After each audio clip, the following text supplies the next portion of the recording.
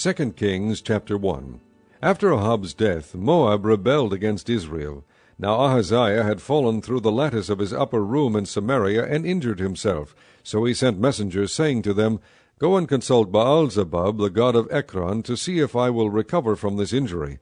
But the angel of the Lord said to Elijah the Tishbite, Go up and meet the messengers of the king of Samaria, and ask them, Is it because there is no God in Israel that you are going off to consult Baal-zebub, the god of Ekron? Therefore this is what the Lord says, You will not leave the bed you are lying on, you will certainly die. So Elijah went. When the messengers returned to the king, he asked them, Why have you come back? A man came to meet us, they replied, and he said to us, Go back to the king who sent you, and tell him, This is what the Lord says, Is it because there is no God in Israel that you are sending men to consult Baal-zebub, the god of Ekron? Therefore you will not leave the bed you are lying on, you will certainly die. The king asked them, What kind of man was it who came to meet you and told you this? They replied, He was a man with a garment of hair, and with a leather belt around his waist. The king said, That was Elijah the Tishbite. Then he sent to Elijah a captain with his company of 50 men. The captain went up to Elijah, who was sitting on the top of a hill, and said to him, Man of God, the king says, Come down. Elijah answered the captain, If I am a man of God, may fire come down from heaven and consume you and your 50 men. Then fire fell from heaven and consumed the captain and his men. At this the king sent to Elijah another captain with his 50 men. The captain said to him, Man of God, this is what the king says, Come down at once. If I am a man of God, Elijah replied, may fire come down from heaven and consume you and your 50 men. Then the fire of God fell from heaven and consumed him and his 50 men. So the king sent a third captain with his 50 men. This third captain went up and fell on his knees before Elijah. Man of God, he begged, please have respect for my life and the lives of these 50 men, your servants. See, fire has fallen from heaven and consumed the first 2 captains and all their men. But now have respect for my life. The angel of the Lord said to Elijah, Go down with him, do not be afraid of him. So Elijah got up and went down with him to the king. He told the king, This is what the Lord says. Is it because there is no God in Israel for you to consult, that you have sent messengers to consult Baal-zebub, the god of Ekron? Because you have done this, you will never leave the bed you are lying on. You will certainly die. So he died, according to the word of the Lord that Elijah had spoken. Because Ahaziah had no son, Joram succeeded him as king in the 2nd year of Jehoram, son of Jehoshaphat, king of Judah. As for all the other events of Ahaziah's reign and what he did, are they not written in the book of the annals of the kings of Israel? Chapter 2. When the Lord was about to take Elijah up to heaven in a whirlwind, Elijah and Elisha were on their way from Gilgal. Elijah said to Elisha, Stay here, the Lord has sent me to Bethel. But Elisha said, As surely as the Lord lives, and as you live, I will not leave you. So they went down to Bethel. The company of the prophets at Bethel came out to Elisha and asked, Do you know that the Lord is going to take your master from you today? Yes, I know, Elisha replied, but do not speak of it. Then Elijah said to him, Stay here, Elisha, the Lord has sent me to Jericho. And he replied, As surely as the Lord lives, and as you live, I will not leave you. So they went to Jericho. The company of the prophets at Jericho went up to Elisha and asked him, Do you know that the Lord is going to take your master from you today? Yes, I know, he replied, but do not speak of it. Then Elijah said to him, Stay here, the Lord has sent me to the Jordan. And he replied, As surely as the Lord lives, and as you live, I will not leave you. So the 2 of them walked on. 50 men of the company of the prophets went and stood at a distance, facing the place where Elijah and Elisha had stopped at the Jordan. Elijah took his cloak, rolled it up, and struck the water with it. The water divided to the right and to the left, and the 2 of them crossed over on dry ground. When they had crossed, Elijah said to Elisha, Tell me, what can I do for you before I am taken from you? Let me inherit a double portion of your spirit, Elisha replied. You have asked a difficult thing, Elijah said. Yet if you see me when I am taken from you, it will be yours, otherwise not.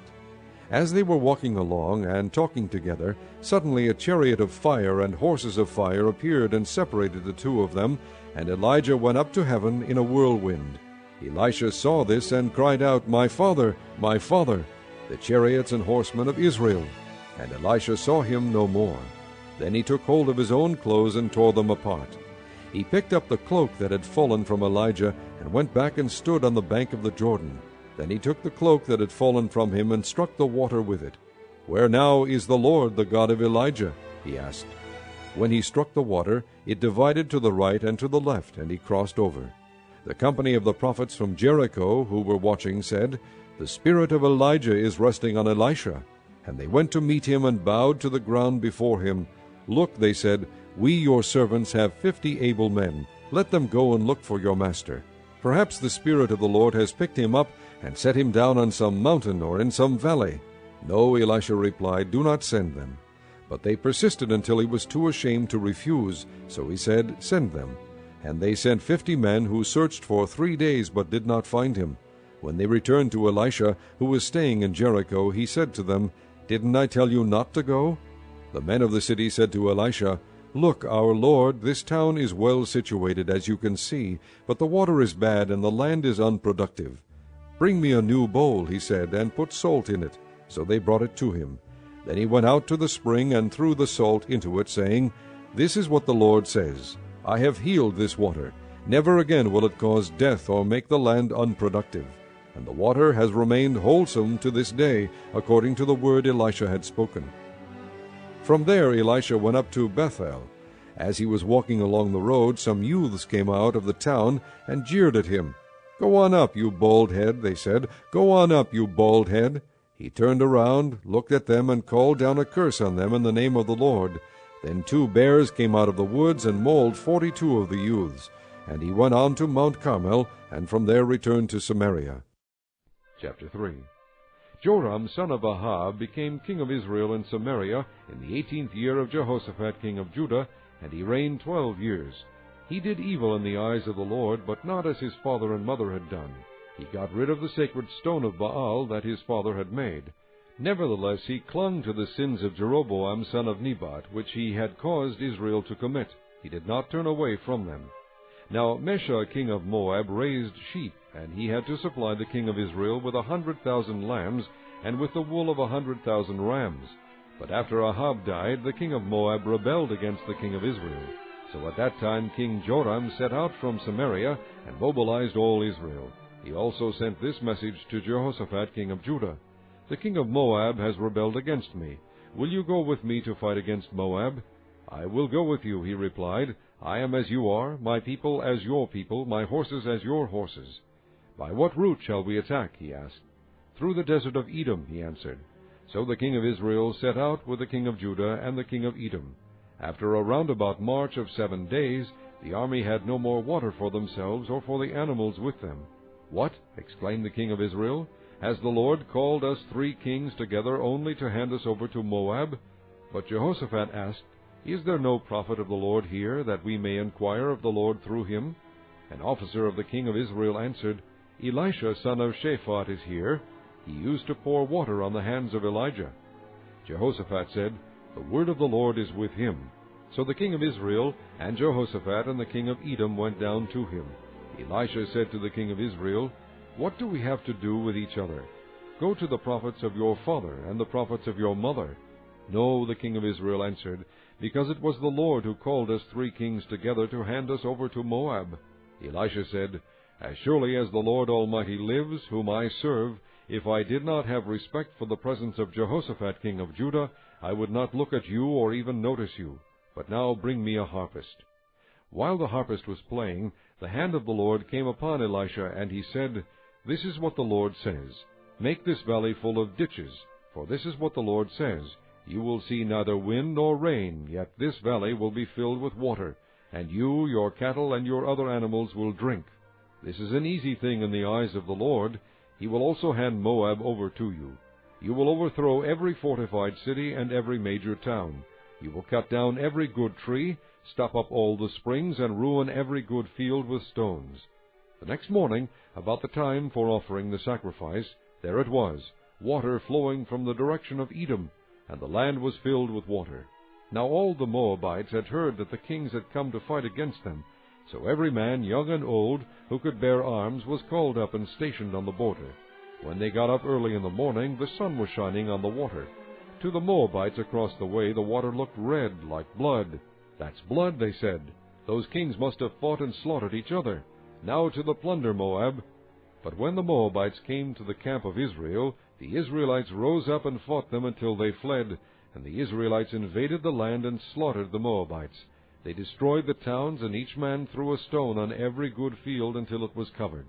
They stopped up all the springs and cut down every good tree.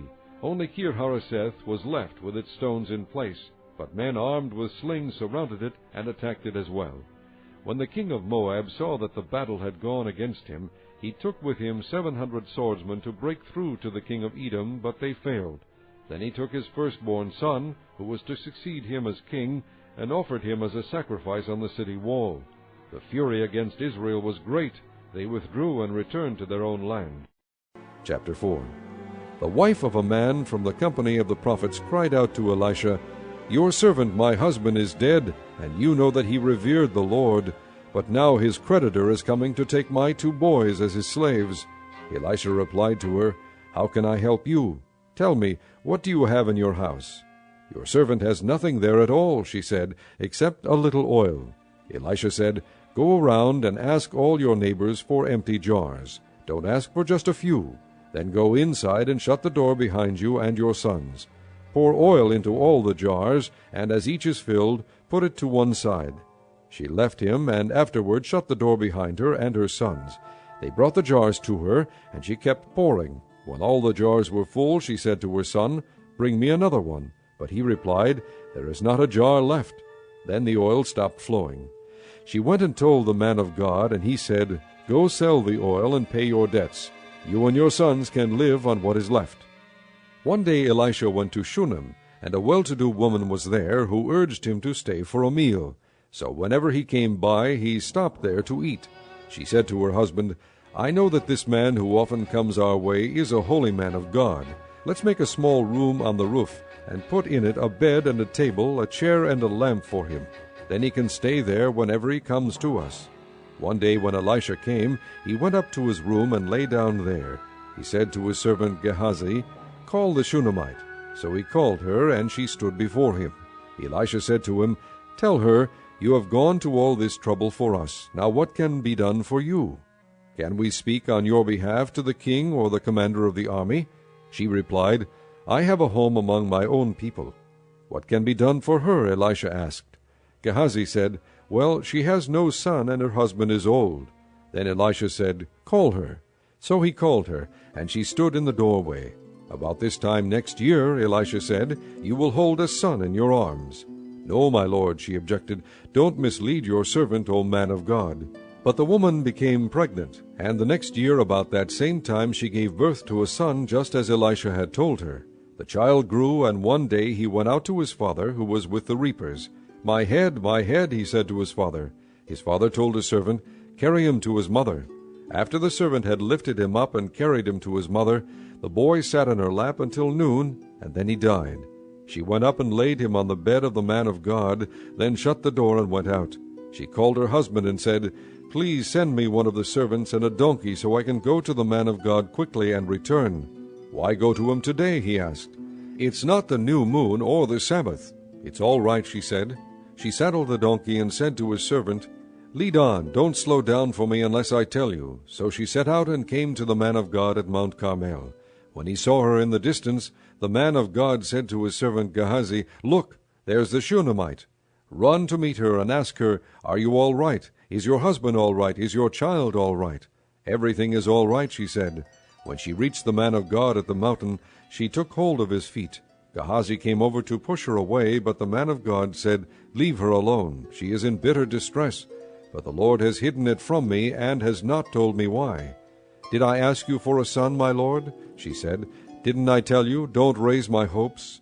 Elisha said to Gehazi, "Tuck your cloak into your belt, take my staff in your hand, and run. If you meet anyone, do not greet him, and if anyone greets you, do not answer. Lay my staff on the boy's face." But the child's mother said, "As surely as the Lord lives, and as you live, I will not leave you." So he got up and followed her. Gehazi went on ahead and laid the staff on the boy's face, but there was no sound or response. So Gehazi went back to meet Elisha and told him, "The boy has not awakened." When Elisha reached the house, there was the boy lying dead on his couch. He went in, shut the door on the two of them, and prayed to the Lord. Then he got on the bed and lay upon the boy, mouth to mouth, eyes to eyes, hands to hands. As he stretched himself out upon him, the boy's body grew warm. Elisha turned away and walked back and forth in the room, and then got on the bed and stretched out upon him once more. The boy sneezed 7 times and opened his eyes. Elisha summoned Gehazi and said, "Call the Shunammite." And he did. When she came, he said, "Take your son." She came in, fell at his feet, and bowed to the ground. Then she took her son and went out. Elisha returned to Gilgal, and there was a famine in that region. While the company of the prophets was meeting with him, he said to his servant, "Put on the large pot, and cook some stew for these men." One of them went out into the fields to gather herbs, and found a wild vine. He gathered some of its gourds, and filled the fold of his cloak. When he returned, he cut them up into the pot of stew, though no one knew what they were. The stew was poured out for the men, but as they began to eat it, they cried out, "O man of God, there is death in the pot," and they could not eat it. Elisha said, "Get some flour." He put it into the pot and said, "Serve it to the people to eat." And there was nothing harmful in the pot. A man came from Baal Shalisha, bringing the man of God 20 loaves of barley bread baked from the first ripe grain, along with some heads of new grain. "Give it to the people to eat," Elisha said.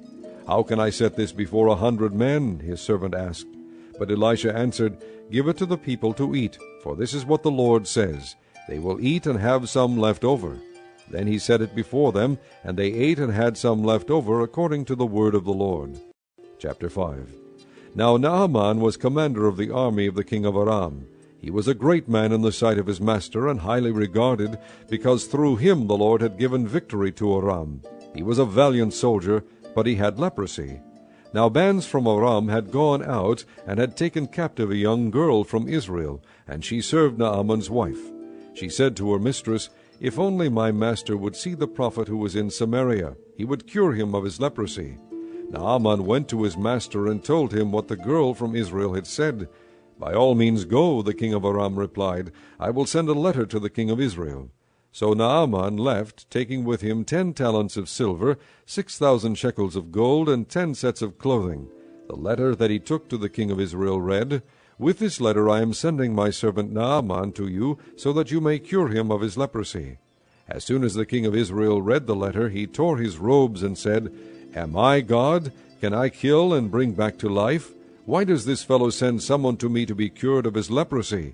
See how he is trying to pick a quarrel with me." When Elisha the man of God heard that the king of Israel had torn his robes, he sent him this message, "Why have you torn your robes? Have the man come to me, and he will know that there is a prophet in Israel." So Naaman went with his horses and chariots, and stopped at the door of Elisha's house. Elisha sent a messenger to say to him, "Go, wash yourselves 7 times in the Jordan, and your flesh will be restored, and you will be cleansed." But Naaman went away angry, and said, "I thought that he would surely come out to me and stand and call on the name of the Lord his God, wave his hand over the spot, and cure me of my leprosy. Are not Abana and Pharpar, the rivers of Damascus, better than any of the waters of Israel? Couldn't I wash in them and be cleansed?" So he turned and went off in a rage. Naaman's servants went to him and said, "My father, if the prophet had told you to do some great thing, would you not have done it? How much more then, when he tells you, 'Wash and be cleansed'?" So he went down and dipped himself in the Jordan 7 times, as the man of God had told him, and his flesh was restored, and became clean like that of a young boy. Then Naaman and all his attendants went back to the man of God. He stood before him and said, "Now I know that there is no God in all the world except in Israel. Please accept now a gift from your servant." The prophet answered, "As surely as the Lord lives, whom I serve, I will not accept a thing." And even though Naaman urged him, he refused. "If you will not," said Naaman, "please let me, your servant, be given as much earth as a pair of mules can carry, for your servant will never again make burnt offerings and sacrifices to any other god but the Lord. But may the Lord forgive your servant for this one thing. When my master enters the temple of Rimmon to bow down, and he is leaning on my arm, and I bow there also, when I bow down in the temple of Rimmon, may the Lord forgive your servant for this." "Go in peace," Elisha said. After Naaman had traveled some distance, Gehazi, the servant of Elisha the man of God, said to himself, "My master was too easy on Naaman, this Aramean.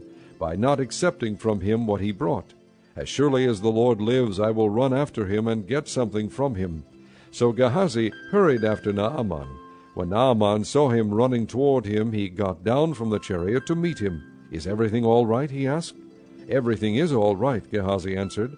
"My master sent me to say, 2 young men from the company of the prophets have just come to me from the hill country of Ephraim. Please give them a talent of silver and 2 sets of clothing." "By all means, take 2 talents," said Naaman. He urged Gehazi to accept them, and then tied up the 2 talents of silver in 2 bags with 2 sets of clothing. He gave them to 2 of his servants, and they carried them ahead of Gehazi. When Gehazi came to the hill, he took the things from the servants and put them away in the house. He sent the men away, and they left. Then he went in and stood before his master Elisha. "Where have you been, Gehazi?" Elisha asked. "Your servant didn't go anywhere," Gehazi answered. But Elisha said to him, "Was not my spirit with you when the man got down from his chariot to meet you? Is this the time to take money or to accept clothes, olive groves, vineyards, flocks, herds, or men servants and maidservants? Naaman's leprosy will cling to you and to your descendants forever." Then Gehazi went from Elisha's presence, and he was leprous as white as snow.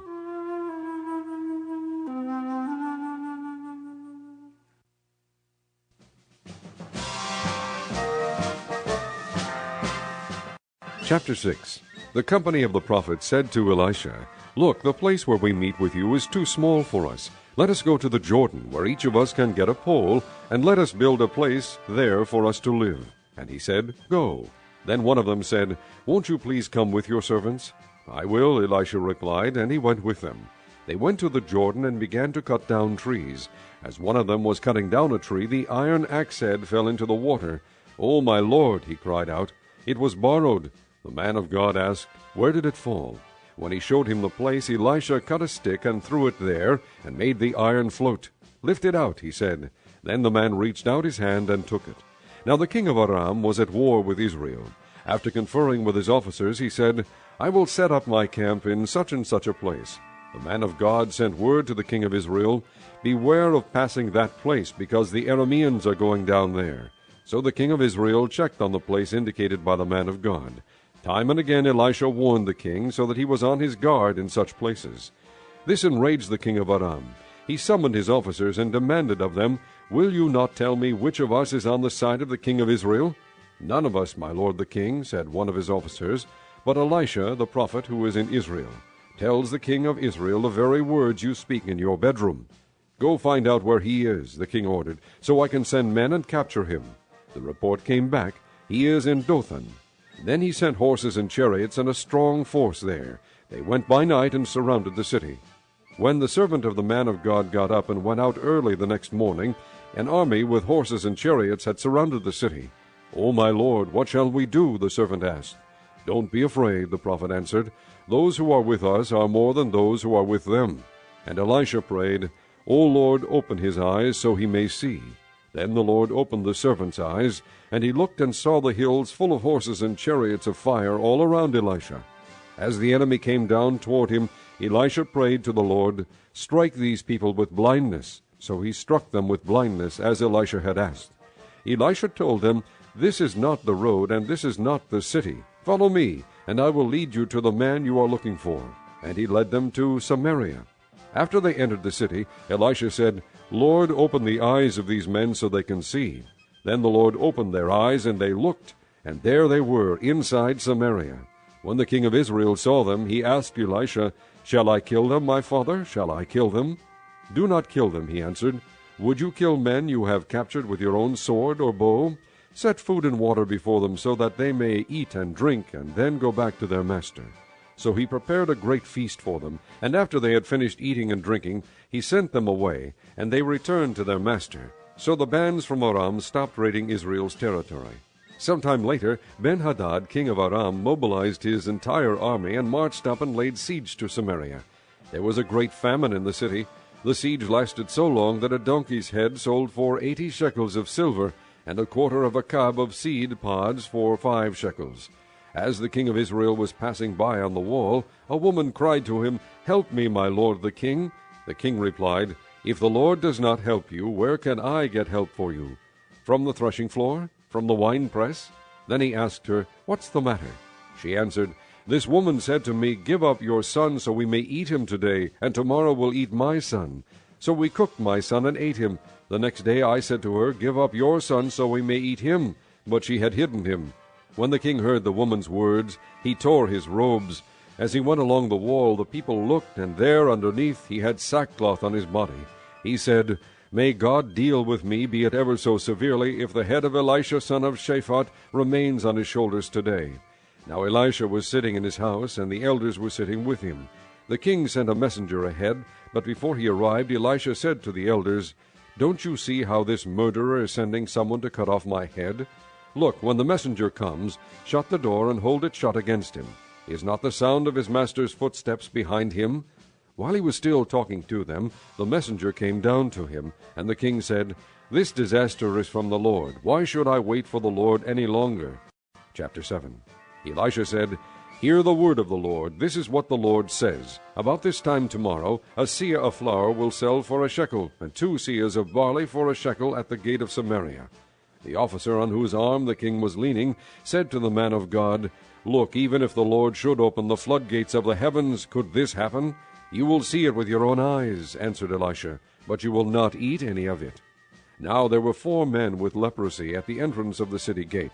They said to each other, Why stay here until we die? If we say, We'll go into the city, the famine is there, and we will die. And if we stay here, we will die. So let's go over to the camp of the Arameans and surrender. If they spare us, we live. If they kill us, then we die. At dusk they got up and went to the camp of the Arameans. When they reached the edge of the camp, not a man was there, for the Lord had caused the Arameans to hear the sound of chariots and horses and a great army, so that they said to one another, Look, the king of Israel has hired the Hittite and Egyptian kings to attack us.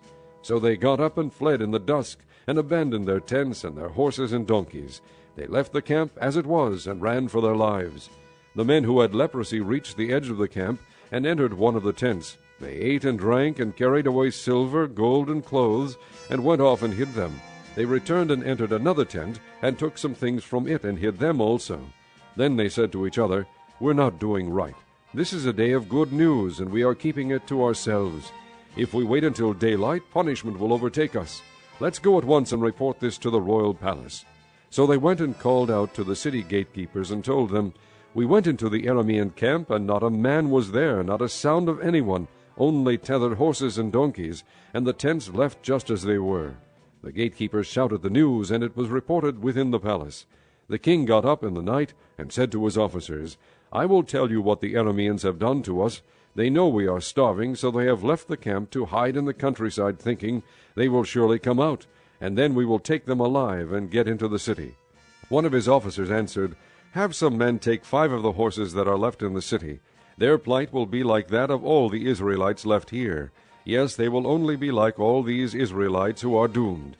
So let us send them to find out what happened. So they selected 2 chariots with their horses, and the king sent them after the Aramean army. He commanded the drivers, Go and find out what has happened. They followed them as far as the Jordan, and they found the whole road strewn with the clothing and equipment the Arameans had thrown away in their headlong flight. So the messengers returned and reported to the king. Then the people went out and plundered the camp of the Arameans. So a seah of flour sold for a shekel, and 2 seahs of barley sold for a shekel, as the Lord had said.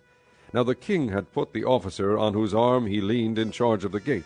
And the people trampled him in the gateway, and he died, just as the man of God had foretold when the king came down to his house. It happened as the man of God had said to the king, About this time tomorrow a seah of flour will sell for a shekel, and 2 seahs of barley for a shekel at the gate of Samaria. The officer had said to the man of God, Look, even if the Lord should open the floodgates of the heavens, could this happen? The man of God had replied, You will see it with your own eyes, but you will not eat any of it. And that is exactly what happened to him, for the people trampled him in the gateway, and he died. Chapter 8. Now Elisha had said to the woman whose son he had restored to life, Go away with your family, and stay for a while wherever you can, because the Lord has decreed a famine in the land that will last 7 years. The woman proceeded to do as the man of God said. She and her family went away, and stayed in the land of the Philistines 7 years. At the end of the 7 years she came back from the land of the Philistines, and went to the king to beg for her house and land. The king was talking to Gehazi, the servant of the man of God, and had said, "Tell me about all the great things Elisha has done." Just as Gehazi was telling the king how Elisha had restored the dead to life, the woman whose son Elisha had brought back to life came to beg the king for her house and land. Gehazi said, "This is the woman, my lord the king, and this is her son whom Elisha restored to life." The king asked the woman about it, and she told him. Then he assigned an official to her case, and said to him, "Give back everything that belonged to her, including all the income from her land from the day she left the country until now." Elisha went to Damascus, and Ben-Hadad, king of Aram, was ill. When the king was told, "The man of God has come all the way up here," he said to Hazael, "Take a gift with you and go to meet the man of God. Consult the Lord through him. Ask him, 'Will I recover from this illness?'" Hazael went to meet Elisha, taking with him a gift, 40 camel loads of all the finest wares of Damascus. He went in and stood before him and said, "Your son Ben-Hadad, king of Aram, has sent me to ask, 'Will I recover from this illness?'" Elisha answered, "Go and say to him, 'You will certainly recover, but the Lord has revealed to me that he will in fact die.'" He stared at him with a fixed gaze until Hazael felt ashamed. Then the man of God began to weep. "Why is my lord weeping?" asked Hazael. "Because I know the harm you will do to the Israelites," he answered. "You will set fire to their fortified places, kill their young men with a sword, dash their little children to the ground, and rip open their pregnant women." Hazael said, "How could your servant, a mere dog, accomplish such a feat?" "The Lord has shown me that you will become king of Aram," answered Elisha. Then Hazael left Elisha and returned to his master. When Ben-Hadad asked, "What did Elisha say to you?" Hazael replied, "He told me that you would certainly recover." But the next day he took a thick cloth, soaked it in water, and spread it over the king's face, so that he died. Then Hazael succeeded him as king. In the 5th year of Joram, son of Ahab, king of Israel, when Jehoshaphat was king of Judah, Jehoram, son of Jehoshaphat, began his reign as king of Judah. He was 32 years old when he became king, and he reigned in Jerusalem 8 years. He walked in the ways of the kings of Israel, as the house of Ahab had done, for he married a daughter of Ahab. He did evil in the eyes of the Lord. Nevertheless, for the sake of his servant David, the Lord was not willing to destroy Judah. He had promised to maintain a lamp for David and his descendants forever. In the time of Jehoram, Edom rebelled against Judah and set up its own king. So Jehoram went to Zair with all his chariots. The Edomites surrounded him and his chariot commanders, but he rose up and broke through by night. His army, however, fled back home. To this day Edom has been in rebellion against Judah. Libnah revolted at the same time. As for the other events of Jehoram's reign, and all he did, are they not written in the book of the annals of the kings of Judah? Jehoram rested with his fathers, and was buried with them in the city of David. And Ahaziah his son succeeded him as king. In the 12th year of Joram son of Ahab king of Israel, Ahaziah son of Jehoram king of Judah began to reign. Ahaziah was 22 years old when he became king, and he reigned in Jerusalem 1 year. His mother's name was Athaliah, a granddaughter of Omri king of Israel. He walked in the ways of the house of Ahab, and did evil in the eyes of the Lord, as the house of Ahab had done, for he was related by marriage to Ahab's family. Ahaziah went with Joram son of Ahab to war against Hazael king of Aram at Ramoth-Gilead. The Arameans wounded Joram, so King Joram returned to Jezreel to recover from the wounds the Arameans had inflicted on him at Ramoth in his battle with Hazael king of Aram. Then Ahaziah son of Jehoram king of Judah went down to Jezreel to see Joram son of Ahab, because he had been wounded. Chapter 9. The prophet Elisha summoned a man from the company of the prophets and said to him, "Tuck your cloak into your belt, take this flask of oil with you, and go to Ramoth-Gilead. When you get there, look for Jehu son of Jehoshaphat, the son of Nimshi. Go to him, get him away from his companions, and take him into an inner room. Then take the flask and pour the oil on his head, and declare, 'This is what the Lord says, I anoint you king over Israel.' Then open the door and run, don't delay." So the young man, the prophet, went to Ramoth-Gilead. When he arrived, he found the army officers sitting together. "I have a message for you, commander," he said. "For which of us?" asked Jehu. "For you, commander," he replied. Jehu got up and went into the house. Then the prophet poured the oil on Jehu's head and declared, This is what the Lord, the God of Israel, says, I anoint you king over the Lord's people Israel. You are to destroy the house of Ahab your master, and I will avenge the blood of my servants the prophets, and the blood of all the Lord's servants shed by Jezebel. The whole house of Ahab will perish. I will cut off from Ahab every last male in Israel, slave or free. I will make the house of Ahab like the house of Jeroboam son of Nebat, and like the house of Baasha son of Ahijah. As for Jezebel, dogs will devour her on the plot of ground at Jezreel, and no one will bury her. Then he opened the door and ran. When Jehu went out to his fellow officers, one of them asked him, Is everything all right? Why did this madman come to you? You know the man and the sort of things he says, Jehu replied. That's not true, they said. Tell us. Jehu said, Here is what he told me. This is what the Lord says, I anoint you king over Israel. They hurried and took their cloaks and spread them under him on the bare steps. Then they blew the trumpet and shouted, Jehu is king. So Jehu son of Jehoshaphat, the son of Nimshi, conspired against Joram. Now Joram and all Israel had been defending Ramoth-Gilead against Hazael king of Aram, but King Joram had returned to Jezreel to recover from the wounds the Arameans had inflicted on him in the battle with Hazael king of Aram. Jehu said, If this is the way you feel, don't let anyone slip out of the city to go and tell the news in Jezreel. Then he got into his chariot and rode to Jezreel, because Joram was resting there, and Ahaziah king of Judah had gone down to see him. When the lookout standing on the tower in Jezreel saw Jehu's troops approaching, he called out, I see some troops coming. Get a horseman, Joram ordered. Send him to meet them and ask, Do you come in peace? The horseman rode off to meet Jehu and said, This is what the king says, Do you come in peace? What do you have to do with peace? Jehu replied, Fall in behind me. The lookout reported, The messenger has reached them, but he isn't coming back. So the king sent out a second horseman. When he came to them, he said, This is what the king says, Do you come in peace? Jehu replied, What do you have to do with peace? Fall in behind me. The lookout reported, He has reached them, but he isn't coming back either. The driving is like that of Jehu son of Nimshi. He drives like a madman. Hitch up my chariot, Joram ordered. And when it was hitched up, Joram king of Israel and Ahaziah king of Judah rode out, each in his own chariot, to meet Jehu. They met him at the plot of ground that had belonged to Naboth the Jezreelite. When Joram saw Jehu, he asked, Have you come in peace, Jehu? How can there be peace, Jehu replied, as long as all the idolatry and witchcraft of your mother Jezebel abound? Joram turned about and fled, calling out to Ahaziah, Treachery, Ahaziah! Then Jehu drew his bow and shot Joram between the shoulders. The arrow pierced his heart, and he slumped down in his chariot. Jehu said to Bidkar, his chariot officer, Pick him up and throw him on the field that belonged to Naboth the Jezreelite. Remember how you and I were riding together in chariots behind Ahab his father, when the Lord made this prophecy about him. Yesterday I saw the blood of Naboth and the blood of his sons, declares the Lord, and I will surely make you pay for it on this plot of ground, declares the Lord. Now then, pick him up and throw him on that plot, in accordance with the word of the Lord. When Ahaziah king of Judah saw what had happened, he fled up the road to Beth-Hagan. Jehu chased him, shouting, Kill him too! They wounded him in his chariot on the way up to Gur near Ibleam, but he escaped to Megiddo and died there. His servants took him by chariot to Jerusalem and buried him with his fathers in his tomb in the city of David. In the 11th year of Joram son of Ahab, Ahaziah had become king of Judah. Then Jehu went to Jezreel. When Jezebel heard about it, she painted her eyes, arranged her hair, and looked out of a window. As Jehu entered the gate, she asked, Have you come in peace, Zimri, you murderer of your master?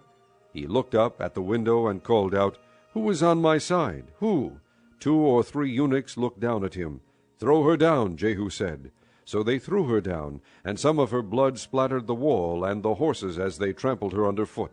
Jehu went in and ate and drank. Take care of that cursed woman, he said, and bury her, for she was a king's daughter. But when they went out to bury her, they found nothing except her skull, her feet, and her hands. They went back and told Jehu, who said, This is the word of the Lord that he spoke through his servant Elijah the Tishbite. On the plot of ground at Jezreel, dogs will devour Jezebel's flesh.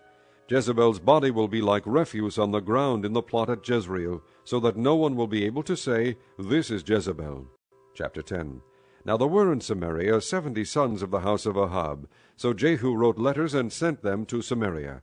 to the officials of Jezreel, to the elders, and to the guardians of Ahab's children. He said, As soon as this letter reaches you, since your master's sons are with you, and you have chariots and horses, a fortified city and weapons, choose the best and most worthy of your master's sons, and set him on his father's throne. Then fight for your master's house. But they were terrified and said, If 2 kings could not resist him, how can we?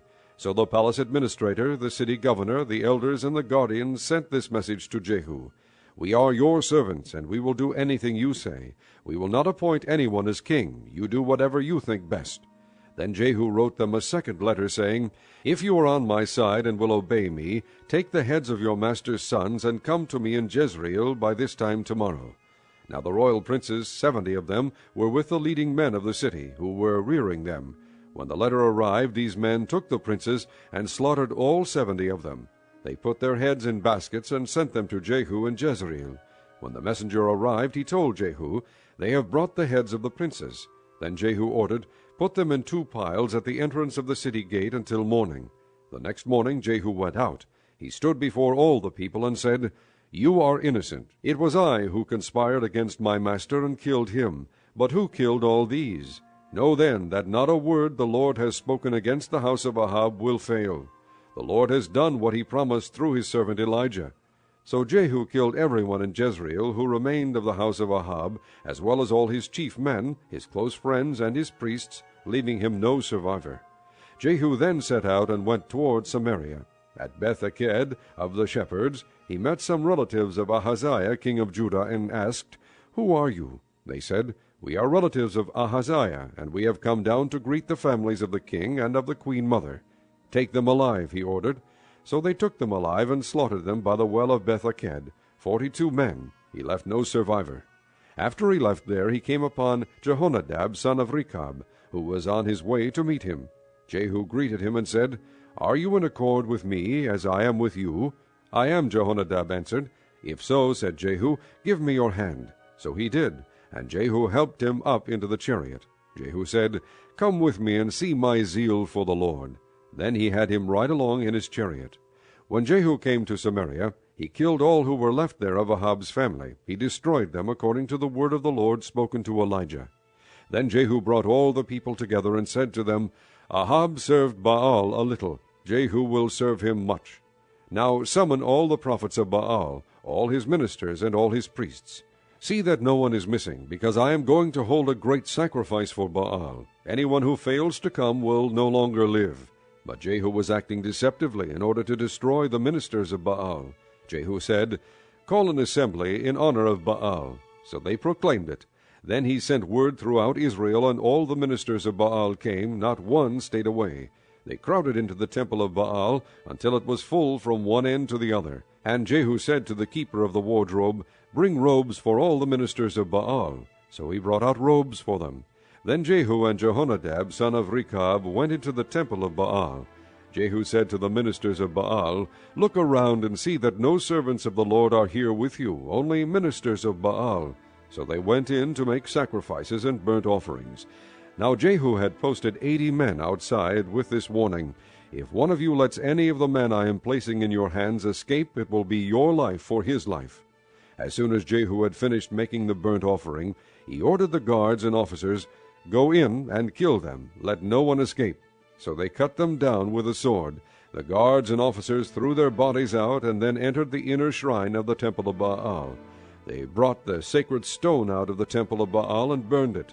They demolished the sacred stone of Baal and tore down the temple of Baal, and people have used it for a latrine to this day. So Jehu destroyed Baal worship in Israel. However, he did not turn away from the sins of Jeroboam son of Nebat, which he had caused Israel to commit, the worship of the golden calves at Bethel and Dan. The Lord said to Jehu, Because you have done well in accomplishing what is right in my eyes, and have done to the house of Ahab all I had in mind to do, your descendants will sit on the throne of Israel to the 4th generation. Yet Jehu was not careful to keep the law of the Lord, the God of Israel, with all his heart. He did not turn away from the sins of Jeroboam, which he had caused Israel to commit. In those days the Lord began to reduce the size of Israel. Hazael overpowered the Israelites throughout their territory east of the Jordan, in all the land of Gilead, the region of Gad, Reuben, and Manasseh, from Aroer by the Arnon gorge through Gilead to Bashan. As for the other events of Jehu's reign, all he did, and all his achievements, are they not written in the book of the annals of the kings of Israel? Jehu rested with his fathers, and was buried in Samaria, and Jehoahaz his son succeeded him as king. The time that Jehu reigned over Israel in Samaria was 28 years. Chapter 11. When Athaliah, the mother of Ahaziah, saw that her son was dead, she proceeded to destroy the whole royal family. But Jehosheba, the daughter of King Jehoram, and sister of Ahaziah, took Joash, son of Ahaziah, and stole him away from among the royal princes, who were about to be murdered. She put him and his nurse in a bedroom to hide him from Athaliah, so he was not killed. He remained hidden with his nurse at the temple of the Lord for 6 years, while Athaliah ruled the land. In the 7th year Jehoiada sent for the commanders of units of 100, the Karites and the guards, and had them brought to him at the temple of the Lord. He made a covenant with them, and put them under oath at the temple of the Lord. Then he showed them the king's son. He commanded them, saying, This is what you are to do. You who are in the 3 companies that are going on duty on the Sabbath, 1/3 of you guarding the royal palace, 1/3 at the sewer gate, and 1/3 at the gate behind the guard, who take turns guarding the temple, and you who are in the other 2 companies that normally go off Sabbath duty, are all to guard the temple for the king. Station yourselves around the king, each man with his weapon in his hand. Anyone who approaches your ranks must be put to death. Stay close to the king wherever he goes. The commanders of units of 100 did just as Jehoiada the priest ordered. Each one took his men, those who were going on duty on the Sabbath, and those who were going off duty, and came to Jehoiada the priest. Then he gave the commanders the spears and shields that had belonged to King David, and that were in the temple of the Lord. The guards, each with his weapon in his hand, stationed themselves around the king, near the altar and the temple, from the south side to the north side of the temple. Jehoiada brought out the king's son, and put the crown on him. He presented him with a copy of the covenant, and proclaimed him king. They anointed him, and the people clapped their hands, and shouted, Long live the king! When Athaliah heard the noise made by the guards and the people, she went to the people at the temple of the Lord. She looked, and there was the king standing by the pillar, as the custom was. The officers and the trumpeters were beside the king, and all the people of the land were rejoicing and blowing trumpets. Then Athaliah tore her robes and called out, Treason! Treason! Jehoiada the priest ordered the commanders of units of 100, who were in charge of the troops, Bring her out between the ranks, and put to the sword anyone who follows her. For the priest had said, She must not be put to death in the temple of the Lord. So they seized her as she reached the place where the horses entered the palace grounds, and there she was put to death. Jehoiada then made a covenant between the Lord and the king and people, that they would be the Lord's people. He also made a covenant between the king and the people. All the people of the land went to the temple of Baal and tore it down. They smashed the altars and idols to pieces, and killed Mattan, the priest of Baal, in front of the altars. Then Jehoiada, the priest, posted guards at the temple of the Lord. He took with him the commanders of hundreds, the Karites, the guards, and all the people of the land, and together they brought the king down from the temple of the Lord, and went into the palace, entering by way of the gate of the guards. The king then took his place on the royal throne, and all the people of the land rejoiced, and the city was quiet, because Athaliah had been slain with a sword at the palace. Joash was 7 years old when he began to reign. Chapter 12. In the 7th year of Jehu, Joash became king, and he reigned in Jerusalem 40 years. His mother's name was Zibiah. She was from Beersheba.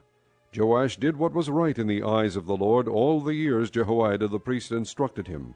The high places, however, were not removed. The people continued to offer sacrifices and burn incense there.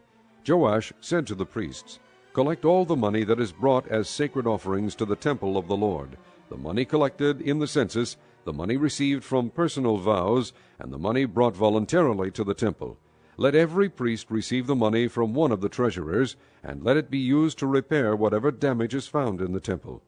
But by the 23rd year of King Joash, the priests still had not repaired the temple. Therefore King Joash summoned Jehoiada the priest and the other priests, and asked them, Why aren't you repairing the damage done to the temple? Take no more money from your treasurers, but hand it over for repairing the temple. The priests agreed that they would not collect any more money from the people, and that they would not repair the temple themselves. Jehoiada the priest took a chest and bored a hole in its lid. He placed it beside the altar on the right side as one enters the temple of the Lord.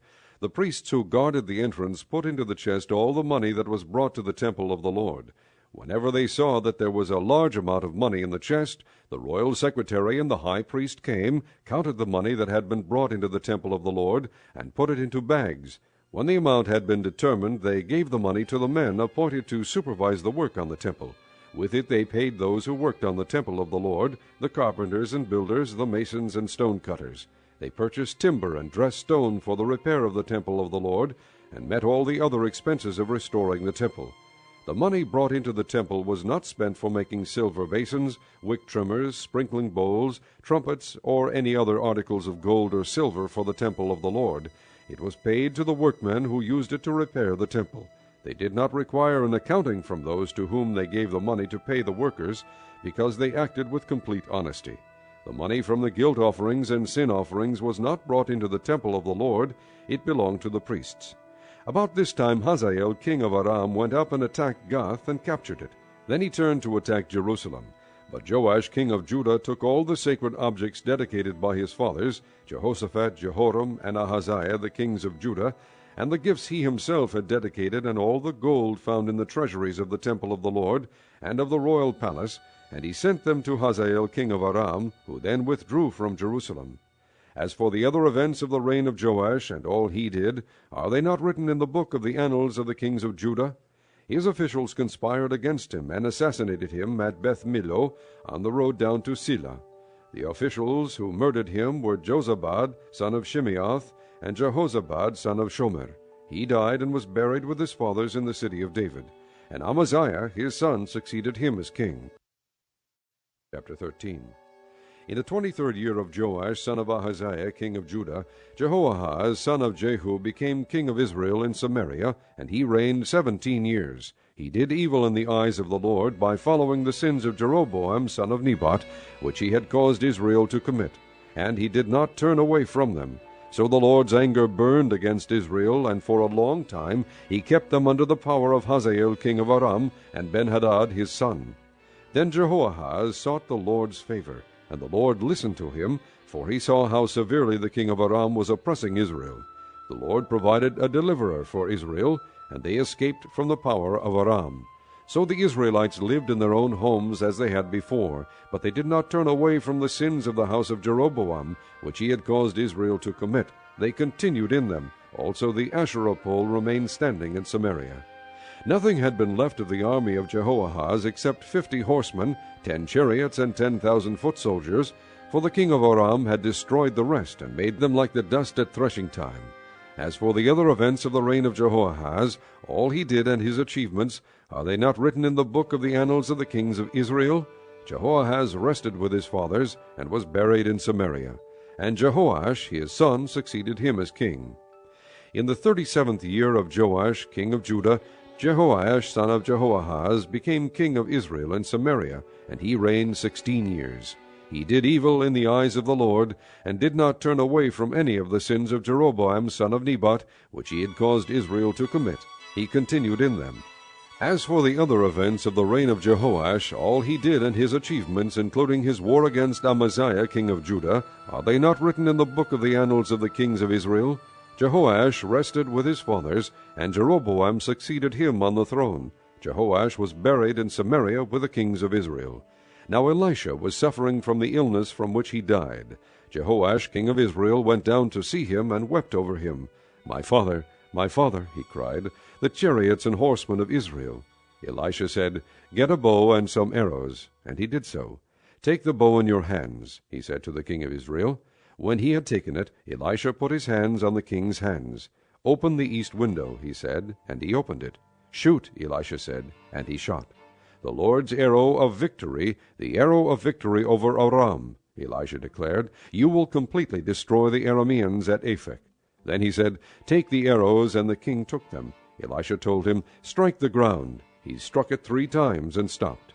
The man of God was angry with him and said, You should have struck the ground 5 or 6 times. Then you would have defeated Aram and completely destroyed it. But now you will defeat it only 3 times. Elisha died and was buried. Now Moabite raiders used to enter the country every spring. Once, while some Israelites were burying a man, suddenly they saw a band of raiders, so they threw the man's body into Elisha's tomb. When the body touched Elisha's bones, the man came to life and stood up on his feet. Hazael king of Aram oppressed Israel throughout the reign of Jehoahaz. But the Lord was gracious to them, and had compassion, and showed concern for them, because of his covenant with Abraham, Isaac, and Jacob. To this day he has been unwilling to destroy them or banish them from his presence. Hazael king of Aram died, and Ben-Hadad his son succeeded him as king. Then Jehoash son of Jehoahaz recaptured from Ben-Hadad son of Hazael the towns he had taken in battle from his father Jehoahaz. 3 times Jehoash defeated him, and so he recovered the Israelite towns. Chapter 14. In the 2nd year of Jehoash son of Jehoahaz king of Israel, Amaziah son of Joash king of Judah began to reign. He was 25 years old when he became king, and he reigned in Jerusalem 29 years. His mother's name was Jehoadin. She was from Jerusalem. He did what was right in the eyes of the Lord, but not as his father David had done. In everything he followed the example of his father Joash. The high places, however, were not removed. The people continued to offer sacrifices and burn incense there. After the kingdom was firmly in his grasp, he executed the officials who had murdered his father the king. Yet he did not put the sons of the assassins to death, in accordance with what is written in the book of the law of Moses, where the Lord commanded, Fathers shall not be put to death for their children, nor children put to death for their fathers. Each is to die for his own sins. He was the one who defeated 10,000 Edomites in the valley of Salt, and captured Selah in battle, calling it Joktheel, the name it has to this day. Then Amaziah sent messengers to Jehoash son of Jehoahaz, the son of Jehu, king of Israel, with the challenge, Come meet me face to face. But Jehoash king of Israel replied to Amaziah king of Judah, A thistle in Lebanon sent a message to a cedar in Lebanon, Give your daughter to my son in marriage. Then a wild beast in Lebanon came along and trampled the thistle underfoot. You have indeed defeated Edom, and now you are arrogant. Glory in your victory, but stay at home. Why ask for trouble and cause your own downfall and that of Judah also? Amaziah, however, would not listen, so Jehoash king of Israel attacked. He and Amaziah king of Judah faced each other at Beth-Shemesh in Judah. Judah was routed by Israel, and every man fled to his home. Jehoash king of Israel captured Amaziah king of Judah, the son of Joash, the son of Ahaziah, at Beth-Shemesh. Then Jehoash went to Jerusalem and broke down the wall of Jerusalem from the Ephraim gate to the corner gate, a section about 600 feet long. He took all the gold and silver and all the articles found in the temple of the Lord and in the treasuries of the royal palace. He also took hostages and returned to Samaria. As for the other events of the reign of Jehoash, what he did and his achievements, including his war against Amaziah king of Judah, are they not written in the book of the annals of the kings of Israel? Jehoash rested with his fathers and was buried in Samaria with the kings of Israel. And Jeroboam his son succeeded him as king. Amaziah son of Joash king of Judah lived for 15 years after the death of Jehoash son of Jehoahaz king of Israel. As for the other events of Amaziah's reign, are they not written in the book of the annals of the kings of Judah? They conspired against him in Jerusalem, and he fled to Lachish, but they sent men after him to Lachish, and killed him there. He was brought back by horse, and was buried in Jerusalem with his fathers in the city of David. Then all the people of Judah took Azariah, who was 16 years old, and made him king in place of his father Amaziah. He was the one who rebuilt Elath, and restored it to Judah after Amaziah rested with his fathers. In the 15th year of Amaziah son of Joash king of Judah,